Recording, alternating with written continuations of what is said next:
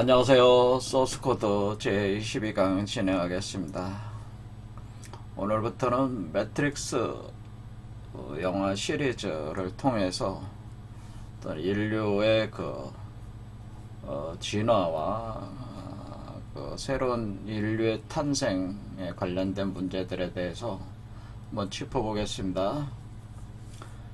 아시다시피 매트릭스라는 영화 시리즈는 엄청난 영화 시리즈였죠.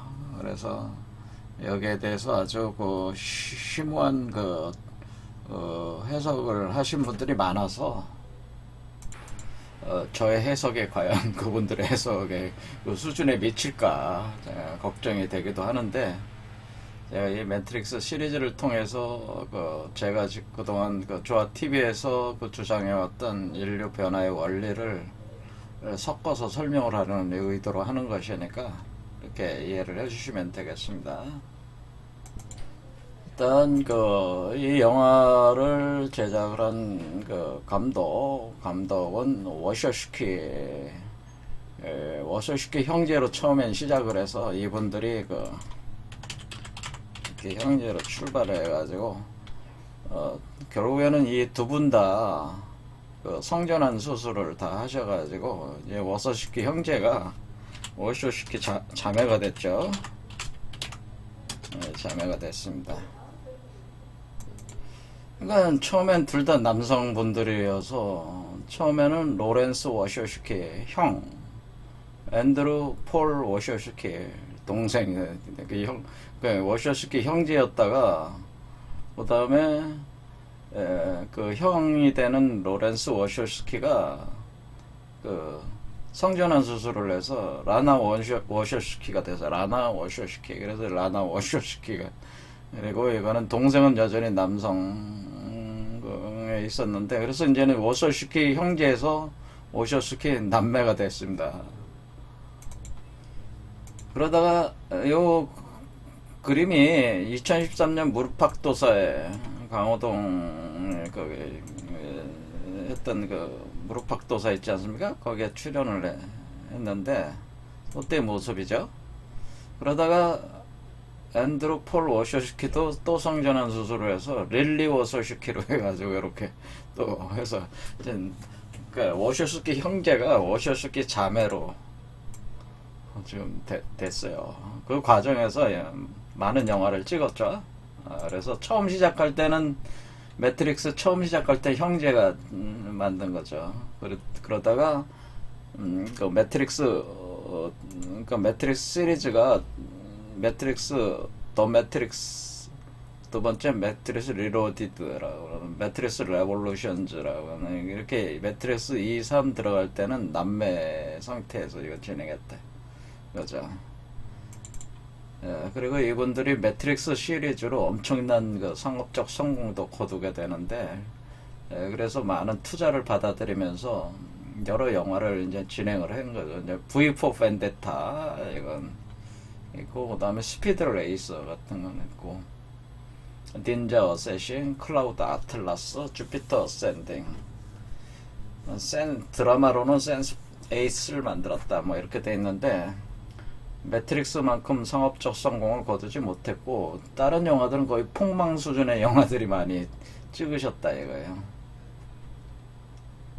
그래서 이분들이 이제는 찍는 영화에서 닌자 어쌔신에는 우리 한국의 아주 세계적 음악가 중에 하나가 이제 비라는 사람 있잖아요. 그 비가 주연으로 닌자 어쌔신에 참여를 했다고 합니다. 저는 보지 못했는데 잠깐 화면만 봤는데 그렇게든. 그리고 저 배두나 씨가 클라우드 아틀라스에서 또 출연을 했었죠. 그래서 이렇게 한국 배우들하고도 인연이 있다. 그런데 이제 이분들이 이제는 만든 매트릭스 시리즈가 워낙에 엄청난 영화 시리즈이기 때문에 여기에 담겨 있는 세계관이 굉장히 심오하죠. 심오해서 다양한 해석의 여지를 또 남겨두고 있어가지고 저같이 이렇게 해석하는 사람들이 볼 때는 굉장히 좋은 재료다, 이렇게 음식을 만드는데 좋은 재료감이다, 이렇게 보는 거예요. 그래서 매트릭스 이 해석을 제가 어느 정도까지 하게 될지 모르겠지만 일단은 시작하고 보는 겁니다. 자, 그럼 매트릭스 보면은 매트릭스 첫 번째 시리즈, 첫 번째 매트릭스 1, 첫 번째 퍼스트는 더 매트릭스라고 만들어진 영화인데, 이것은 1999년에 만들어져가지고, 이때가 이제는 여러분들이 이제 기억하시는 분들이 많겠지만 밀레니엄 버그라고 해서 Y2K라고 현상이, 그러니까 이때 종말론이 굉장히 유행했죠. Y2K에서 밀레니엄 버그.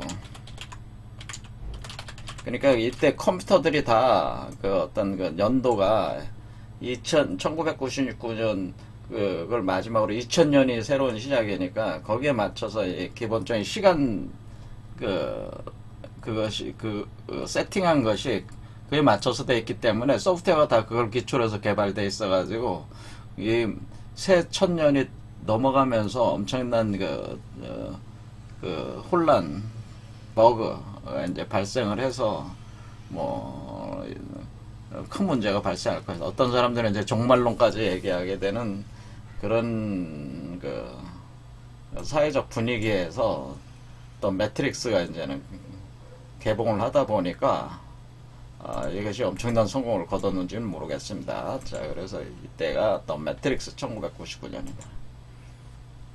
그 다음에 두 번째, 그리고 거기서 몇 년 후에, 3년 후에 매트릭스 두 번째, 바로 매트릭스 리로디드라고 이제 되게 되는데, 이것은 이제 재장착한다고 하는 거죠. 다시 다시 이제 우리가 보면 이제는 뭐예요?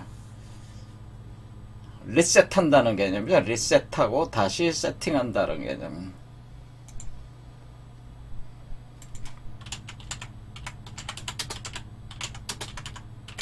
그러니까 그 코드를 다시 다운로딩 받아가지고 다시 세팅한다라고 하는 거는, 이거 뭐냐면은 더 매트릭스에서 결국에는 이 그 키아누 리브스가 주연을 맡은 이 네오라는 주인공 자체가 사실은 그 일종의 메시아 프로그램이죠. 메시아 프로그래머로서 어떤 버그 형태로 이렇게 존재를 하게 되면서 소스로 들어가서 자신의 그 코드에서 그러니까 우리 그 어떤 그 예측되지 못했던 부분들을 그 원 소스 코드에다가 그 데이터를 넘겨주고 근본적으로 다시 세팅한다라는 개념이 되는. 그래서 그것을 반영을 해가지고, 그러니까 이 메시아 프로그램을 반영을 해가지고 메시아 프로그램을 버그 형태로 만들어 놓은 건데, 그거를 소스 코드가 받아들여서 그걸 반영해서 매트릭스를 새롭게 버전업 시킨 뒤에 업그레이드 시켜가지고 다시 세팅한다, 뭐 이런 개념으로 이제는 리로디드라는 개념이 되는 거죠. 그 다음에 매트릭스 레볼루션즈라는 게, 이제 매트릭스 이게 이제 혁명이란 뜻이죠. 이게 혁명이 일어난다고 하는 거는 뭐냐면은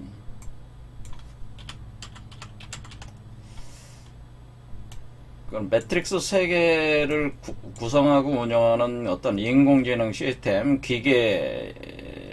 기계들이 지배를 하고 있는 인공지능 시스템이 인간을 이제는 숙주로 삼아가지고 이렇게 돌아가게 되는데, 인간을 이제 건전지화 시켜가지고 그 건전지 그 에너지를, 전기 에너지를 흡수를 해서 이 시스템을 유지를 해 나가는데, 여기서 이제는 이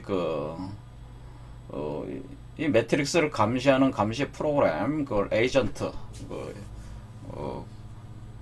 요원이라고 이제 얘기를 하는데, 거기서 이제 스미스라는 그 요원이 일종의 그 메시아 프로그램의 메시아에 해당되는 네오와 거의 대칭적 관점에서 상대적으로 이렇게 쌍둥이체로처럼 이렇게 발동이 되기 시작하면서, 이 스미스가 전 인류뿐만 아니라 그나마 시온이라는 곳에, 땅속 깊은 곳에서 시온이라는 곳에서 잔존하고 있는 실제적 인류뿐만 아니라 매트릭스 시스템 전체를 파괴를 하는 인류와 기계의 파멸을 가져오는 그런 현상들 때문에 그것을 막는 어떤 그런 과정으로서 이렇게 진행이 되는 것이 바로 이 매트릭스 레볼루션제예요. 그래서 결국 스미스를 막게 되면서 인류와 기계가 다 살게 되고, 그리고 인류와 기계 사이에 협정이 맺어지게 돼. 새로운 협정으로 들어간다. 새로운 계약이 되는 거죠.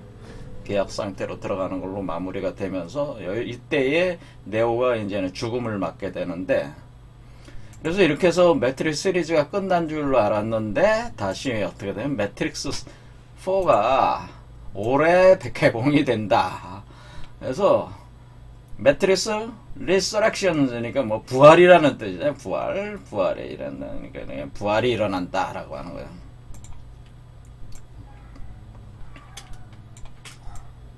자, 부활.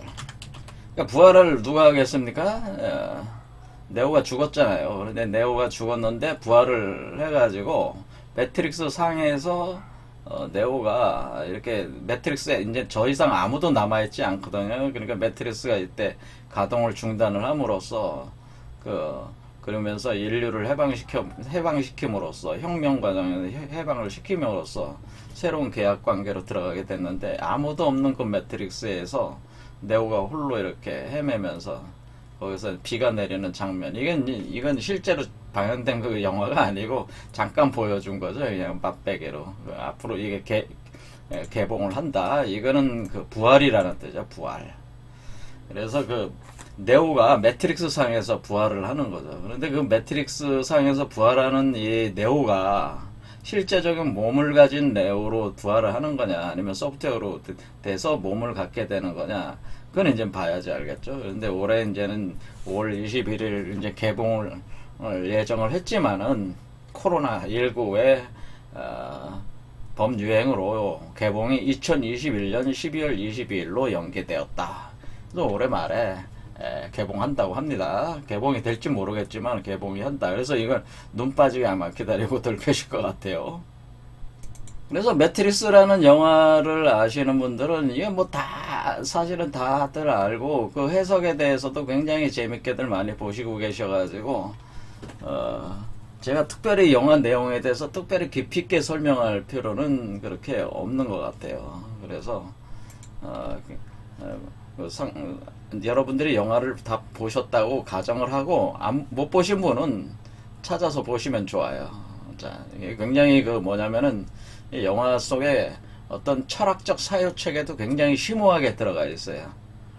여러분이 뭐 서양 철학 공부하고 동양 철학 공부하는 것보다 제가 볼 때 매트릭스 영화 한 편, 이거 다 시리즈 보면은 동양 철학, 서양 철학 거의 다 이렇게 좀 이해를 하는데도 다 많은 도움을 주는 영화다, 그런 얘기입니다. 그래서 제가 이제는 이 해석하는 거에도 이제는 동서양 철학들을 좀 개념들을 또 가져와 가지고 철학적인 해석적인 시도도 해볼 생각입니다. 자, 일단 제가 이제 이 매트릭스 영화를 이해를 하기 위해서는, 이 영화는 처음에 그 매트릭스 1편에서 네오가 일종의 컴퓨터 해커 같은 컴퓨터 프로그래머였는데, 앤더슨이라고 부르는 이름이 있는 컴퓨터 프로그램 개발 회사의 프로그래머였죠. 프로그래머였고, 또 여러 가지 자신의 프로그램 능력을 이용해서 여러 가지 이제 프로그램들을 개발해서 이제 부수입을 올리고 있었죠. 회사 다니면서. 그러다가 어느 날 컴퓨터를 이렇게 하면서 작업을 하다 보니까 이 세계가 뭔가 이상하다는 걸 이제 깨닫게 되잖아요. 깨닫게 되면서 뭔가 이 세계가 정말 너무 이상한 거예요. 이 느낌에. 그런데 이제 이때에 또 다른 해커, 아주 유명하게 해커로 알려졌던 바로 트리니티라는 존재가 있는데, 이게 여기 있는 여성이 바로 트리니티죠. 그래서 트리니티와 같은 해커로서 이렇게 연결이 되는, 이게 사실은 여기서 연결하러 온 거죠. 연결하러 네오를 이 매트릭스 세계에서 그 새롭게 그 메시아적인 어떤 그런 존재로 이렇게 각성을 시키기 위해서 이제는 들어오게 되는 건데, 그런 어떤 작업이 진행되기 전에 일단은 매트릭스 1이 1편이 진행되기 전에 도대체 이 매트릭스가 도대체 어떻게 구축이 된 것이냐에 대해서 먼저 이 영화의 배경을 알아야지 이 매트릭스 1편부터 이해가 되기 시작한다고 하는 거예요. 그래서 이 매트릭스 1편부터 이해를 하려면은 어떻게 해서 이 매트릭스가 만들어졌고 도대체 이 매트릭스라는 의미가 뭐냐라는 거에 대해서부터 일단은 알아야 되지 않겠냐. 저는 그렇게 보니까 그 매트릭스가 어떻게 구성이 됐느냐. 그러니까 매트릭스가 처음에 어떻게 창조가 된 거냐. 그러니까 매트릭스가 만들어진 어떤 그 만들어지는 과정에 대해서 오늘 보려고 합니다. 매트릭스 이 현재 3부작, 앞으로 하나 더 나오면 이제 4부작이 되는데, 이거를 이해를 위해서 보조적으로 그 애니메이션들을 이제 제작이 돼가지고, 공개가 됐는데, 그거를 이제 애니매트릭스라고 합니다. 애니매트릭스에 보면은, 총 8개의 그 애니메이션들로 이제는 만들어져 있는데, 처음에는 오시리스 최후의 비행, 그 다음에 두 번째 르네상스 파트 1, 2, 그 다음에 세 번째는 어느 소년 이야기, 네 번째는 프로그램, 다섯 번째는 세계 기록. 이러면 따지면 1, 2, 3, 4 이렇게 되죠. 세계 기록, 그 다음에 비욘드라고 했네. 6, 그 다음에 어스누스 탐정 이야기, 그 다음에 허가라고 되죠. 총 그 8편으로 이제 애니매트릭스가, 그러니까 이거는 그 매트릭스 3부작을 이해하기 위해서 관련된 내용들을 애니메이션으로 만든 건데, 여기에 그 애니메이션 중에 제가 이제는 보면 좋은 게 오시리스의 최후의 비행이라는 이것도 보면 좋고요. 그 다음 두 번째 르네상스 파트 1, 2 이거. 그다음에 어느 소년의 이야기는 뭐 보셔도 되고 안 보셔도 되고.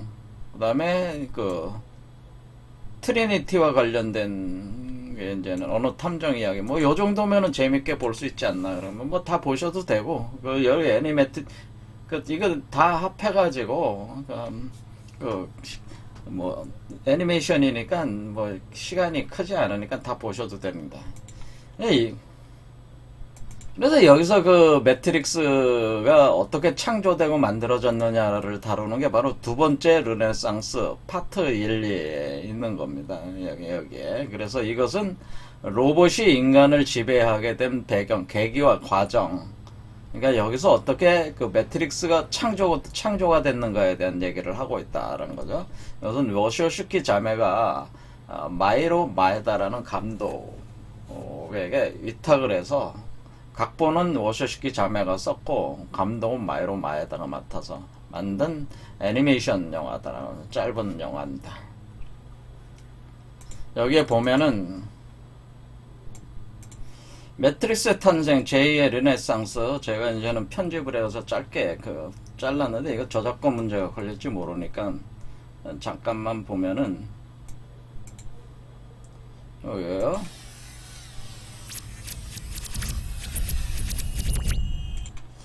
그러니까 더 세컨드라는 르네상스라고 하는 거죠. 두 번째 르네상스. 여기에 이제 내용이 나와 있는 거예요. 그래서 처음에는 인류가 굉장히 번성을 하면서 결국에는 인류의 과학기술 문명에 의해서 인공지능 로봇들이 만들어지고, 그것들이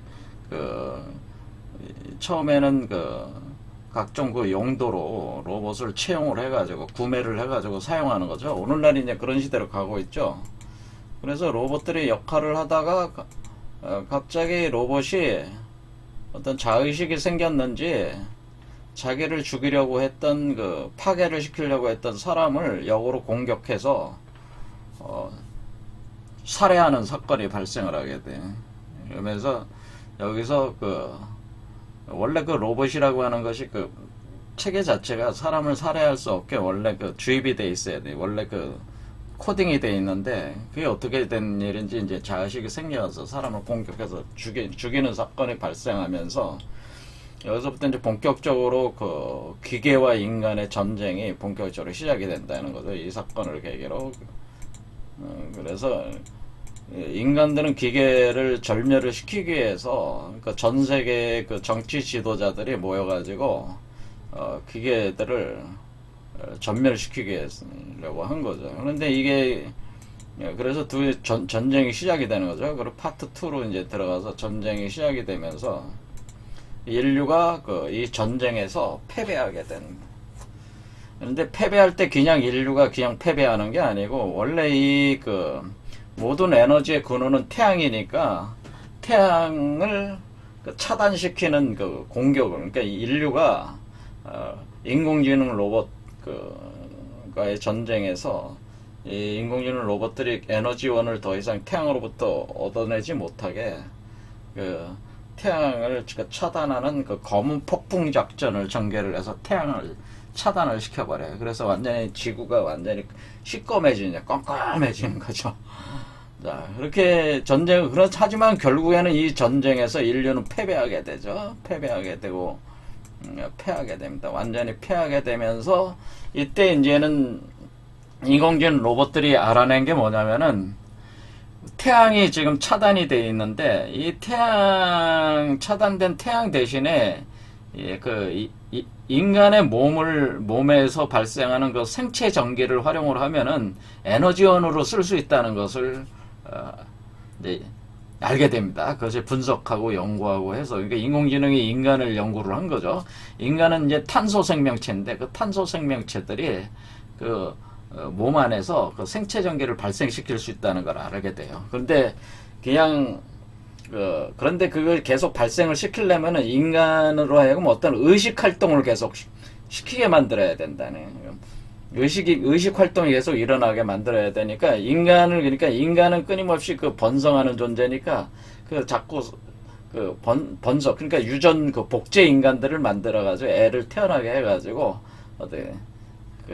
배양기에다가 놓고 거기서 의식 활동을 시켜가지고 생체 전기를 이제 발생을 시키는 거죠. 그렇게 할 때 이제는 의식 활동을 시킬 때에 그 의식 활동이 시키는 프로그램이 그러니까 이게 사람들마다 이 배양기에 다 갇히게 되는데 이 배양기 속에 갇힐 때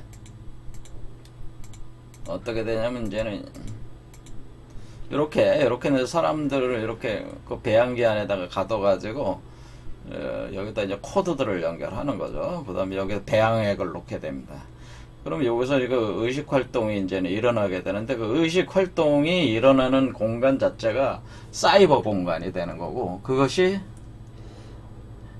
지금 여기에서 접촉해서 들어가는 매트릭스 공간이라고 이렇게 하는 거죠.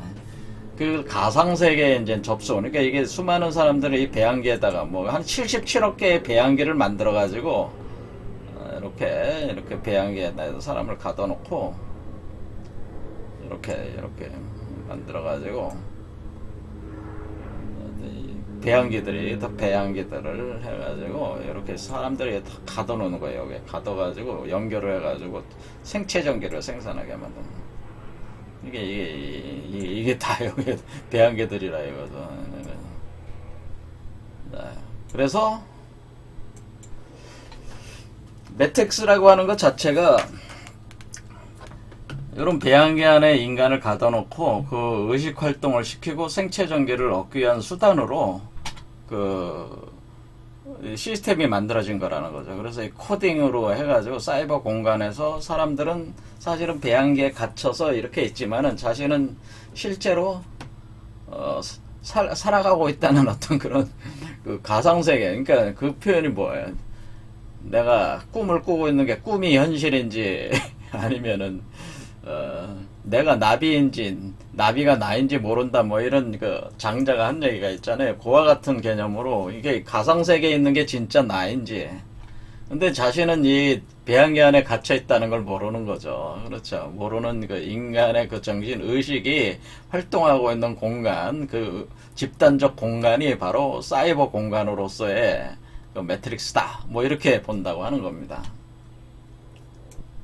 그러니까 만약에 여기 인간의 그 의식 활동이 멈추면 배양기가 그 아무 의미가 없게 되죠. 그래서 이 기계의 그 에너지 원도 끝나는 거니까 기계 자체의 그 세계도 몰락하게 되는 거니까 요 시스템 자체는 기계들이 인간의 생체 전기를 활용을 해서 이게 자신들의 세계도 유지를 하기 위해서 이렇게 공존하게, 그러니까 인간과 기계의 공존이 이게 공존 방식이라고 하는 거죠. 이게 공존하는 방식이다, 같이 존재하는 방식이다라고 하는 거죠. 그러면 이제는 왜 그러면은 이렇게 그 매트릭스 가상 세계를 가동을 할 때에 그러면 왜 이 메시아 프로그램이 왜 필요한가라는 거죠. 메시아 프로그램.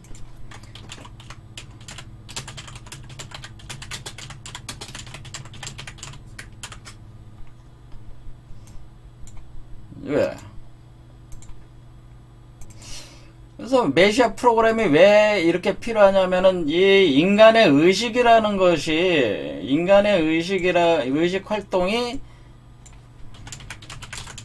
이게 예측 어떤 인간의 의식에 대해서 이 기계가 인공지능이 인간들을 연구를 해서 알아낸 것은 인간이 어떤 그런 결정을 할 때 자신은 자유의지로 결정을 한다고 생각을 하지만은 거의 어떤 그 틀 안에서는 벗어나지 못하는 특성을 가지고 있는데 이상하게 이 의식 활동 중에는 어떤 이 기계가 예측하지 못했던 의식의 그 활동성이 이렇게 발현되는 경우가 많다 이거요. 그리고 그것이 전체 매트릭스의 붕괴를 가져올 수 있는 가능성도 있다고 하는데, 이제 불예측성,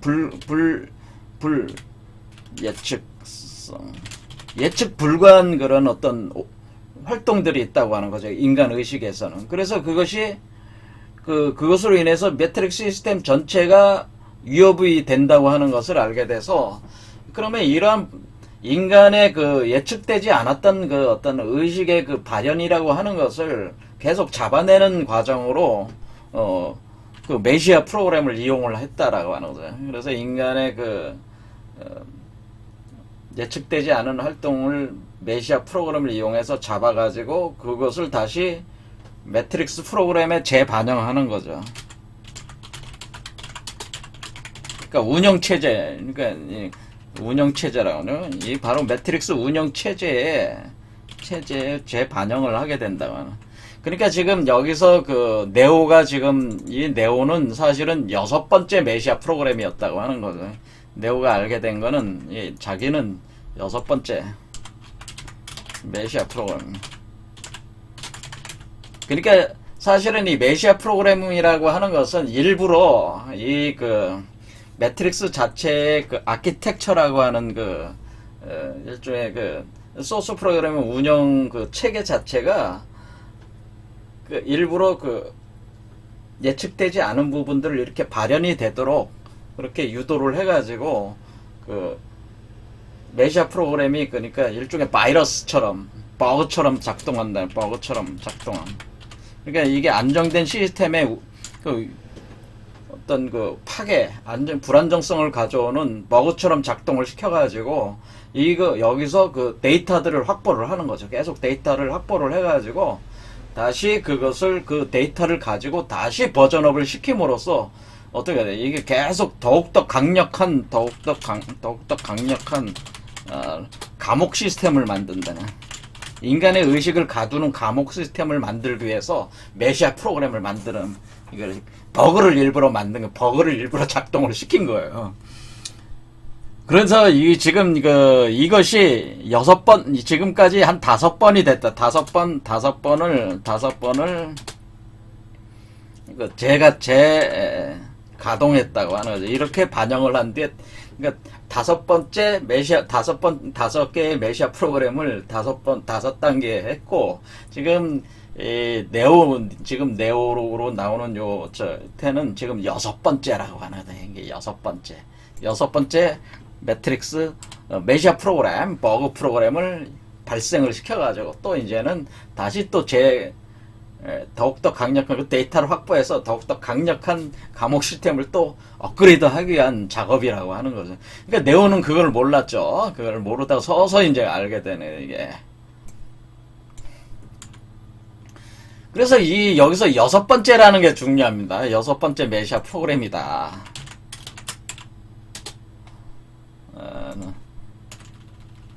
그러니까 네오는 그렇게 이거를 할 때 뭐냐면은 어떻게 하냐면은 이 운영하는 방식 자체가 실제로 그러니까 매트릭스 체제 편입되지 않은 인류들도 만들어가지고 그것을 시온이라는 곳에다가 둬가지고 지구 깊숙한 시온에다 깊숙한 위치에 실제로 피지컬적인 몸을 가지고 살고 있는 현재적 인간의 상태를 시온이라는 공간에다 놓고, 그것도 이 메시아 프로그램을 계속 강화시키기 위한 하나의 장치라고 하는 거죠.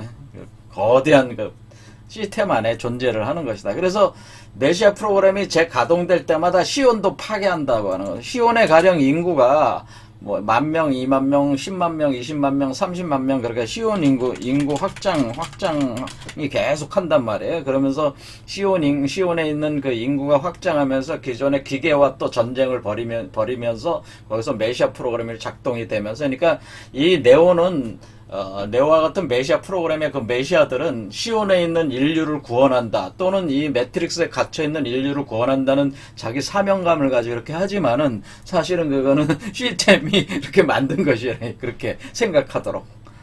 그래서 어느 정도 이제는 그 인류의 예측되지 않은 그런 데이터들이 더욱더 이제 확보를 되면은, 이제는 그것을 시온도 파괴를 시키고 다시 재가동을 하니까 시온 인구를 다시 여기서 한 20만 명이 지금 되는데 20만 명을 몰살하고 뭐 남자 17명, 여자 16명 정도만 딱 남기고 싸그리 쓸어버린다고 하는 거예요. 그리고 재가동한다. 그러면 또 일곱 번째 메시아 프로그램이 또 나오기 시작하는 거죠. 그때부터. 그럼 또 이제는 남자 7명, 여자 16명에서 다시 인류는 시작해서 시온도 그때부터 하면서 이렇게 또 전쟁을 하면서 이런 식으로 계속 이 틀을 돌려나간다. 이렇게 돼 있습니다. 그리고 매트릭스 프로그램이. 자, 이렇게 하는 이유는 뭐겠습니까? 그것은 기계 입장으로 볼 땐 기계의 시스템이 생체 에너지를 계속 인간으로부터 얻어야 되니까 거기에 예측되지 않은 것들 때문에 전체적인 그 시스템이 무너지고 파괴하는 걸 원치 않기 때문에 이 작업을 한다고도 볼 수가 있죠. 그런 거죠. 그래서 이 시스템을 유지하기 위한, 안정적으로 유지하기 위한 하나의 과정으로서 이게 지금 진행을 이렇게 시켰다고 하는 거죠. 그래, 인간들은 어떻게 되냐면 결국 이게 하나의 거대한 감옥 시스템으로 존재를 하게 되는 그런 개념이다라고 하는 겁니다. 자, 이렇게 보면 이제는 네오가 자신을 메시아다, 또는 여기 모피어스가 네오 보고 너는 더 원이다, 그러니까 인류를 구원할 자라고 의식을 자꾸 주는데, 사실은 그것 자체가 네오가 알게 된 사실은 그것 자체도 뭐예요? 하나의 프로그램이 돼 있다는 거죠. 그렇게. 그러니까 메시아라고 하는 프로그램, 그러니까 우리가 이런 거를 이제 이 개념을 확장해 나가면, 우리가 여태까지 과거에 뭐 예수나 석가나 뭐 이런 소위 구원자들이라고 해서 이렇게 출현하는 존재들도 사실은 뭐냐, 예정돼 있는, 프로그램화돼 있다고 하는 거죠. 그렇게 볼 수도 있는 거죠. 이 종교적 개념으로 가면 그렇게란 말이에요. 이렇게 돼 있는 거기 때문에 어떤 거대한 이 시스템을 유지하기 위한 하나의 수단들로서 작동을 하고 있다, 뭐 그런 얘기가 되는 겁니다. 자, 그러면은 과연 이러한 것이 상당한 진실성을 가지고 있을까요? 제가 질문하고 싶은 건 그런 건데, 예, 우리가 진짜 그러한 세계 속에 우리가 지금 여기서 매트릭스라는 영화가 지금 보여주고 있는 이런 것들이 상당한 어떤 그 진실성, 그러니까 상당히 어, 가능하다. 그러니까 여러분 입장에서 그거 뭐 가능한 거 아니겠, 그렇게 그건 거 같다. 뭐 이런 생각이 많이 들으는. 그러니까 여러분들이 왜 매트릭스 영화를 좋아하게 되냐면은 실제로 그런 거와 상당히 유사하기 때문에 그래요. 지금 우리가 살고 있는 세계가.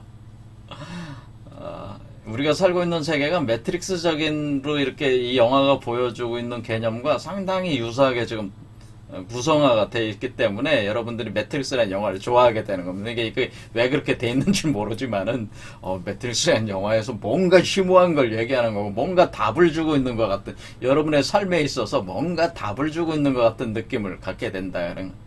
그래서 여러분의 심상 구조에서 어떤 원형 구조가 이렇게 매칭이 되고 있다고 하는, 매트릭스 영화의 그 철학적 그 세계관과 이렇게 매칭이 잘 되고 있다고 하는 거예요.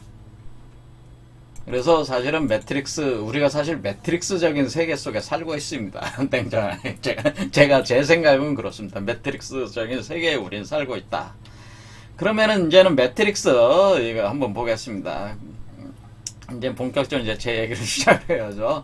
자, 그럼 매트릭스라는 게 뭐냐라고 하는 거죠. 매트릭스. 자, 우리는 매트릭스라는 말이 그 환경, 행렬, 모함, 어머니의 암석, 뭐 그런 개념인데, 모함, 그 다음에 그러니까 어떤 모태라고 하는 거죠. 모태. 그 다음에 주형이라는 게 주형이라는 게 어떤 형상의 틀이라고 하는 거죠. 형상의 틀을 그러니까 우리가 금형이니 뭐 하는 것들은 그러니까 우리가 차 같은 거 만들려면 차의 모양을 이렇게 찍어내는 그 주물을 쇠를 녹여가지고 이렇게 넣으면 그 주형이라는 게, 그럼 쇠가 이렇게 차 모양으로 이렇게 탁 찍혀서 나오는 거잖아요. 그러니까 그런 주형을 의미하는. 그러니까 우리가 이런 거 주형이나 3D 컴퓨팅이다 이렇게 보시면 되지. 그래, 주형을 의미하는 영어 단어다라고 하는 이게. 그래서 매트릭스는 사실은 가상세계라기보다는 가상세계도 포함하지만은 가상세계뿐만 아니라 우리가 현실세계의 그 형상 구조를 만들어내는 하나의 그 자궁이다, 이런 개념이라는 거예요. 그러니까 매트릭스라는 거는 어머니를 뜻하는 매트르가 어근이라고 되어 있는 거예요. 그래서 이것은 원래 라틴어에서 임신하는 동물이라는 의미에서 그 자궁이라는 의미로 변화됐다고 하는, 이게 원래 자궁이라는 의미라는 거예요, 매트릭스가. 그리고 또는 그 후에 자궁처럼, 그러니까 뭔가 이 자궁처럼 탄생하는, 자궁이 돼서 탄생하는 뭔가를 둘러싸고 있는 거, 그리고 조직이나 환경과 같은 뉘앙스, 여러 의미로 확장된다, 닿다. 그러니까 뭔가 이렇게 탄생되는 공간이라고 하는 거죠. 뭔가 이게 그 공간 자체가 뭔가 탄생돼서 만들어져 나오는 그 공간이 어머니의 자궁, 이게 사실 가장 정확한 직관적으로 이해할 때 가장 정확한 이해 방식이에요. 그래서 영어의 자궁이라는 의미는 현대 영어에선 더 이상 사용하고 있지는 않지만은 사실은 이 매트릭스라고 하는 것은 자궁이라는 의미가 라고 보시면 됩니다. 자궁. 자, 우리가 보면은 여기서 지금 어떤 배양기 안에 지금 들어가 있는, 배양기 안에 물질적 인간들은 배양기 안에 갇혀 있잖아요. 그러니까 이 배양기 자체가 자궁이란 말이야, 지금. 자궁과 같은 형상을 하고 있어. 그러니까 우리가 매트릭스라고 여러분이 생각을 할 때 이 가상 공간이 매트릭스라고 생각하지만은 그런 의미도 있지만은 또 여러분의 물질, 육체, 여러분의 피지컬 바디, 육체, 한마디로 육체가 배양기 안에 있잖아요. 배양기 안에서 존재하고 있잖아요. 배양되고 있다고요. 그러니까 여러분이 이 매트릭스 세계관에서 매트릭스라는 의미는 가상 공간이 매트릭스라는 의미라기보다는 이 가상 공간을 만들고 있는 여러분의 육체가 배양기 안에서 배양되고 있다 할 때 이 배양기가 바로 매트릭스라고 하는 거죠. 이 배양기 수많은 70억 개면 70억 인구가 있으면 70억 개가 이 배양기로 존재를 한다고 하는 배양기. 그 배양기가 70억 개가 있다. 그 배양기를 가리켜서 그 배양기가 70억 개 이렇게 있는 그 자체가 행렬 구조로 이렇게 돼 있어서 그것이 매트릭스라고 하는 거죠. 자, 그러니까 기존의 매트릭스라고 여러분이 생각하는 그 매트릭스는 가상 공간이다고만 생각했는데 사실은 그 가상 공간도 만들어내는 기본적인 배양기들의 모임이다 이렇게 보면 돼. 이렇게 보면 된다 이거죠. 자, 그러면은 우리가 이제는 이 매트릭스라는 그 말 자체가 원래 행렬이라는 개념이 있어요. 그런데 이 행렬이라는 개념을 처음으로 수학적으로 양자역학에 적용을 한 사람이 바로 하이젠베르그라는 분이 있어요. 하이젠베르그라는 분이 행렬역학이라는 걸 만들어내서 양자역학에 있어서 불확정성 원리, 바로 이것을 행렬역학으로 표현을 하게 됩니다. 그래서 이것이 매트릭스 행렬역학, 그러니까 매트릭스라고 그래요. 행렬이라는 거를. 근데 매트릭스 행렬역학은 양자역학을 규명하기 위해서 만들어낸 수학적 수단이라고 하는 거죠. 그래서 행렬적으로, 행렬이 뭐예요? 가로, 세로. 수학을 다 해보셨으니까 알 거 아니에요. 가로, 세로, 행과 열의 구조로 됐죠. 행과 열. 일종의 뭐예요? 그물망이라는 거죠. 그물망. 그물망처럼 돼 있죠. 그물망. 자, 이렇게 그물망처럼 돼 있는 그런 어떤 구조가 행렬이라고 볼 수 있고, 지금 우주 자체가 그렇게 돼 있다고 하는 게, 그러니까 이게 우주론적으로 이제 확장이 되는 거죠. 그리고 이런 것을 양자 컴퓨팅, 그러니까 이 양자 역학을 정확하게 행렬 역학으로 구상을 해갈 때 이것을 양자 컴퓨팅적인 논리로 가게 되면은 지금 현재 동원되고 있는 논리가 뭐냐? 우주는 양자 컴퓨터라고 하는 거예요. 우주 자체가 양자 컴퓨터로서 정보가 우주의 본질이고, 그리고 우주 자체는 정보 처리 기계다라고 하는 사고 방식이 나온다네. 그러니까 우주의 본질이 정보이고, 물질과 에너지는 정보가 발현되는 때는 어떤 양식이다 이렇게 볼 수 있어요. 그러니까 정보가 더 본질이라는 거죠. 그리고 우주는 정보를 처리하는 컴퓨팅처럼 작동한다. 양자 컴퓨터다. 이런 주장이 돼. 그래, 프로그래밍 유니버스라는 책 발간돼서 지금 번역돼서 지금 팔리고 있는데, 이게 이제 그런 개념을 가지고, 요즘에 이제 우주가 양자 컴퓨터다. 정보 처리 기계다. 물질과 에너지라고 하는 것도 사실은 정보가 발현되는 양식일 뿐이다. 이런 개념이 이제 되는 거예요. 그래서 정보가 더 본질이라는 개념이 되는 거예요.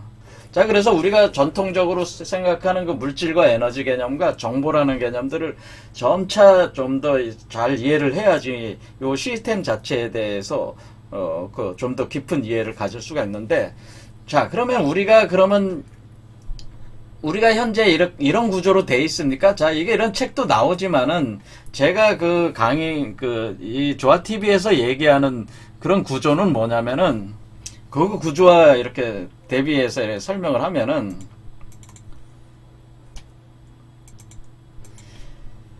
이게 이 배양되고 있는 어떤 구조를 보면은 지금 지금 척추를 따라가지고 한마디로 뭐야, 이 코드가 박혀 있잖아요. 이 척추를 따라가지고. 여러분의 척추를 따라서, 그러니까 요걸 이제 동맥, 여러분의 척추를 따라가지고 이렇게 계속 박혀 있다고. 그렇죠? 그러니까 이게 상당히 꼽아놓은 그러니까 일종의 정보 처리 코드 같은 거죠. 코드가 연결되어 있던 코드선들이 연결되어 있는 것이 차크라 시스템하고 굉장히 유사하게 되어 있어요, 지금. 그 다음에 뭐냐면은 지금 그 시온에 있는 사람들이 자기의 자기 자신의 그 비행선에서 이렇게 접촉을 할 때, 이 다섯 번째 차크라, 여기 다섯 번째 차크라에다가 코드를 꼽습니다. 그 위치에다가. 자, 여기가 요 부분에다가 코드를 연결해가지고 가상세계 연결을 하는 거죠. 그 가상세계에다 연결한다면 여기가 다섯 번째 차크라에 해당된다는 거예요. 그러니까 원래 배양기 안에 있을 때는 다 연결이 돼 있다가 배양기로부터 나와가지고 활동을 할 때 다시 접촉을 할 때는 요 다섯 번째에다가 코드를 꼽아가지고 연결을 한다, 이런 개념입니다. 그래서 이 다섯 번째 이 트라우트 차크라, 목 차크라가 그런 의미가 있어요, 사실은. 그래서 상당히 유사해요, 이 차크라 시스템하고. 이렇게 돼 있고, 그 다음에 우리가 생체 전기가 어디서 발생하냐면 하트 차크라에서 발생합니다. 이 생체 전기를 버켈란드 전류라고 하죠. 버켈란드 생체 전기 발생. 실제로 그러니까 네 번째 차크라에서 생체 전기가 발동을 하는데 이 에너지가 엄청난 에너지가 발동을 합니다, 실제로. 자, 그런 것이고, 그럼 다섯 번째 차크라에서 꼽고, 다섯 번째 차크라에서, 그러니까 여기는 심장이란 말이야. 심장에서, 목에서, 머리로 올라가면은, 이렇게 머리 쪽에서 일종의 아이가 이렇게 생성되는 구조로 이렇게 돼 있어요, 원래. 새로운 존재가 생성되는 구조로 돼 있단 말이에요. 그래서, 지금, 이 애가 지금 배양이 되고 있잖아요. 지금 이 애가 이 아이가 있잖아요. 여기도 아이가 있는데 자궁 속에 있는 배양기 안에 있는 개념이란 말이에요. 그러니까 여기 그림 첫 번째 요런 개념이란 말이에요. 요런 개념. 요런 구조가 우리 몸 안에 여섯 번째 차크라에서 발동을 사실 한단 말이에요. 이게 인류의 진화적인 어떤 그런 메커니즘으로 보면은. 그러니까 이게 지금 여기서 얘기하는 매트릭스 시스템이 배양기가 사실은 어리 안에 있는 인간의 머리에 있는 거죠. 그래서 여러분 몸 안에 이런 존재가 있어가지고 여러분 자신을 반영하는 또 다른 여러분이 있는 거예요. 있으면은 이것이 다섯 번째에서부터 여러분의 자아의식이 연결돼서 발동을 하는 거예요. 그러니까 이게 그러니까 이 존재들이 존재하는 세계가 가상세계라고 하는 거죠. 그걸 만들어 놨다고 하는 거죠, 이게. 그러니까 지금 여기서 구성하고 있는 매트릭스 세계관이라고 하는 것은 지금 네 번째, 다섯 번째, 여섯 번째 차크라에 해당되고 1, 2, 3번째 차크라는 배양기를 구성하고 있는 여러분의 몸, 피지컬 바디를 반영을 하는 거기 때문에 사실은 여러분의 몸이 요 배양되고, 그러니까 여러분의 몸 자체가 일종의 배양기라고 하는 거죠. 그러니까 여러분의 피지컬 몸 자체가 배양기가 되고, 그 다음에 배양되는 존재는 여기 머리에서 배양되는 존재가 있는 거고, 그 사이에 가상세계라는 것이 작동을 하고 있는데, 여기를 그러니까 요 실제와 요 실제 사이에는 가상세계가 발동을 하고 있는데, 가상세계를 가리켜서 우리가 전통적으로 비전 체계에서 어떻게 알려졌냐면, 거기가 바로 아스트랄계다라고, 아스트랄계, 멘탈계다, 이렇게는. 멘탈계 라고 하는 가상세계가 있습니다. 그러니까 여러분이 주무시고 계실 때, 잠자고 있을 때 접촉하게 되는 세계가 있단 말이야. 거기가 아스트랄계와 멘탈계가 있어요. 그런데 그것이 여러분의 목 차크라에서 활성화가 돼가지고 그 세계로 여러분이 들어가게 된다, 그런 얘기. 그러니까 일종의 유체가 발동하는 것이 목차크라인데, 여기서 가상세계가 발동을 한단 말이에요. 그러니까 지금 이 매트릭스라는 영화 자체가 사실은 우리가 지금 존재하고 있는 양상 자체를 그대로 사실은 투영을 해서 영화화한 것이다. 저는 제 관점에서는 이렇게 본다고 하는 거죠. 그래서 제가 지금 우리가 메시아가 지금 나온다고 제가 얘기하지 않았습니까? 메시아가 나온다고 얘기했기 때문에 지금 그리스도가 나온단 말이에요. 그래서 여기서 네 번째 영화요? 리서렉션이라는 게 부활한다. 마치 그리스도의 부활과 같은 개념이에요. 그래서 지금 제가 강의하고 있는 내용이 그리스도의 부활, 부처, 신선의 초인의 출현에 대해서 제가 계속 강의를 하고 있잖아요. 그래서 사실 이게 다 매트릭스라는 영화가 보여주고 있는 게 사실 제가 강의하는 내용이 거의 비슷하게 대응되고 있다. 그런 얘기죠. 자, 다음 시간에 또 계속 강좌를 진행하겠습니다. 오늘 여기까지 하겠습니다. 감사합니다.